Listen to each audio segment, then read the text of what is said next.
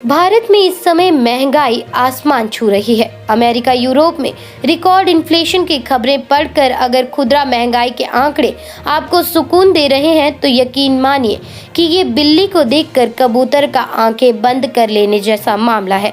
ये कोई जुमलेबाजी नहीं है। आप तो बस बीते 6 महीनों में खरीदे राशन के पर्चे निकाल लीजिए और हिसाब लगाइए।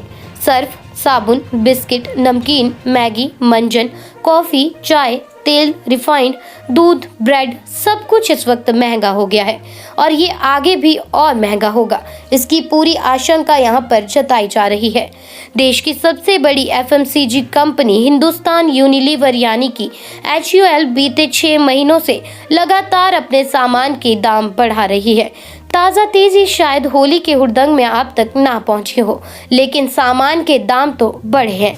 किस सामान के कितने दाम बढ़े, अगर इस पर बात की जाए तो कंपनियों ने सर्फ और साबुन के दाम 2 से 17% तक बढ़ा दिए हैं।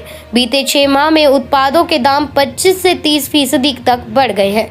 यानी पर्चे में Rin, Surf Excel, Vim bar, Bru coffee, Taj Mahal, Lux, Dove जैसे सामान पहले से महंगे नजर आएंगे।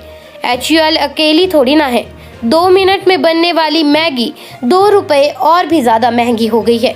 नया दाम 12 से बढ़कर 14 रुपए हो गया है। पार्ले प्रोडक्ट्स की ओर से कीमतों में 10 से 15% की बढ़ोतरी की उम्मीद है और ये कीमतें बाजार में हो रहे बड़े उतार चढ़ाव के कारण बढ़ी हैं। $140 प्रति बैरल वाला कच्चा तेल 100 पर आ गया है। 180 रुपए प्रति लीटर वाला पाम ऑयल अब 150 पर है। ऐसे में अभी ये कहना मुश्किल है कि मूल्य वृद्धि कितनी होगी। महंगाई के कारण कंपनियों को एक डर ये भी है कि दाम बढ़ने से कहीं ना कहीं सामान की मांग टूट जाएगी और जो मंदी के बाद अभी तक सही से दौड़ भी नहीं पाई वो भी कम हो जाएगी। कंपनियों के मुताबिक बढ़ती महंगाई लगातार चिंता की वजह बनी हुई है। महंगाई के दबाव की वजह से कंज्यूमर्स ने अपना खर्च कम किया है। वे छोटे पैक खरीद रहे हैं। कंपनियां स्थिति पर नजर बनाए हुए हैं और सोच विचार करने के बाद कंपनियां महंगाई के दबाव से बचाव के उपाय भी करेगी। कंपनियों ने कच्चे माल की पूरी महंगाई अभी तक उपभोक्ता तक नहीं पहुंचाई है। इसकी झलक महंगाई के आंकड़ों में भी दिखती है। थोक महंगाई 13% के पार है, जबकि खुदरा महंगाई 6% के करीब है।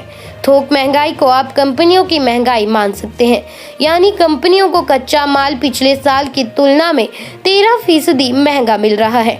उपभोक्ता तक पूरी महंगाई को नहीं पहुंचाया गया है।